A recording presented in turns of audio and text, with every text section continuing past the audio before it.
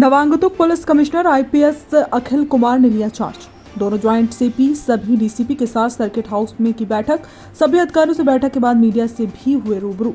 अपराध करने वाले अपराधी एवं माफिया को किसी भी हाल में बख्शा नहीं जाएगा। थानों पर फरियादी महिलाओं के प्रति पुलिस के व्यवहार को सुधारने पर भी रहेगी प्रमुखता। सभी डीसीपी को अपने जोन में पुलिसिया कार्रवाई रखनी होगी बेहतर। मीडिया खुलकर लिखे, पुलिस की हो जो भी खामियां, तभी व्यवस्थाएं होंगी और बेहतर। शहर की ट्रैफिक व्यवस्था पर भी करेंगे सुधार ताकि बेहतर हो ट्रैफिक व्यवस्थाएं। ये सभी बातें सीपी ने कही।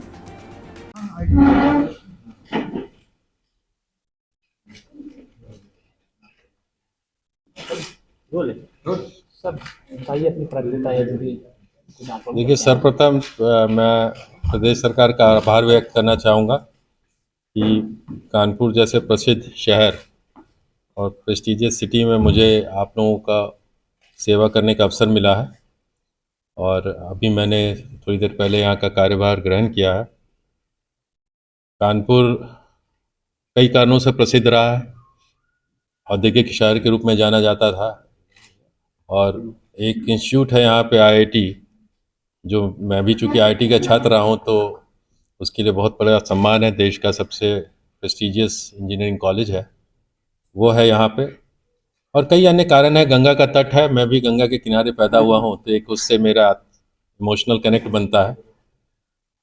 आज अब आपके बीच में आ गया हूँ और मैंने एक प्राथमिक मीटिंग हमारे ऑफिसर्स के साथ की है। एक असेसमेंट कर रहे हैं हम लोग अभी कानपुर में क्या समस्याएं हैं, किस प्रकार उन समस्याओं को हम हैंडल करेंगे, उन सब पे स्ट्रैटेजी और विचार विमर्श। थोड़ी मेरे एक ब्रॉड असेसमेंट जब हो जाएगा तब हम उसके विषय में और आप लोगों से समय समय पे बताएंगे। बट ब्रॉड पॉलिसी हम लोगों ने जो की है उसमें कुछ पॉलिसीज़ जो हम फोकस करेंगे उस पर थोड़ा मैं आपसे ज़रूर चर्चा करना चाहूँगा। जो सर्वप्रथम प्राथमिकता रहती है हमारी वह है कि पुलिसिंग आज जो है, आप जानते हैं कि प्रदेश में लॉ एंड ऑर्डर में मैसिव इम्प्रूवमेंट हुआ है। अपराधी बिल में घुस गए हैं, माफिया तो दिख ही नहीं रहे हैं।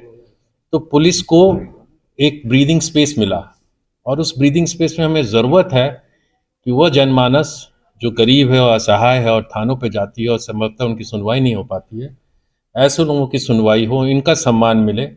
इनके लिए हम क्या इंस्टीट्यूशंस क्रिएट कर सकते हैं, कैसे काम करें, इस पे विचार करने पर और इस पे फोकस रहेगा मेरा कि आम जनमानस को एक अच्छा फीलिंग हो, वो सिटीजन्स जो हैं वो पुलिस से कनेक्ट कर सकें। इस पे कई बार बात हुई है बट हम लोग कुछ इस पे ज़रूर सिंसियर एफर्ट करेंगे और मैं आपको वादा करता हूँ कि इसमें आपको आने वाले समय में परिवर्तन दिखेगा। तो एक तो सिटीजन सेंट्रिक, वो भी आम आदमी, असहाय आदमी, जो गरीब आदमी है, उसको हम कैसे सम्मान और सहज न्याय दे सकें, मदद कर सकें, उनके सहयोग में कैसे खड़ा हो सके, उस पर फोकस हमारी प्राथमिकता रहेगी।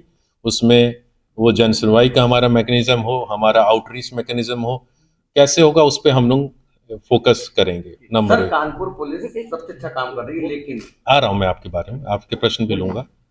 दूसरा बात हम कह रहे हैं कि जो फोकस हमारा रहेगा, वो जो मुझे समझ आई इनिशियल बातों में, वो है शहर में ट्रैफिक व्यवस्था। और ट्रैफिक व्यवस्था मैं कानपुर में बताना चाहूँगा कि मेरे पहली नियुक्ति नहीं है। मैं एसपी इंटेलिजेंस के रूप में वर्ष 2001 में यहाँ काम किया था। उन दिनों में, क्योंकि क्रिकेट मेरा शौक है, क्रिकेट के खिलाड़ी के रूप में आया था आपके शहर में, और इंटेलिजेंस के दौरान मैं यहाँ पे यूपी रणजी ट्रॉफी टीम में आया उत्तर प्रदेश की और खेला। तो इस शहर को मैं खिलाड़ी के रूप में, एक इंटेलिजेंस ऑफिसर के रूप में देखा हुआ हूँ। और तब से और आज में मुझे ट्रैफिक की चैलेंज लगी। लोगों ने भी बताया, जो मेरी इनिशियल फीडबैक है, बहुत नागरिक मेरे पहले से जानने वाले हैं, तो ट्रैफिक हमारी प्रायोरिटी होगी। मुझे बताया गया कि उसको हम लोग स्टडी करेंगे कि अब तक क्या इनिशिएटिव्स लिए गए हैं और क्या हम अदर स्टेप्स ले सकते हैं। ठीक है, तो वो हमारा फोकस एरिया रहेगा। तीसरा चीज़ है न्यू एंड इमर्जिंग क्राइम्स।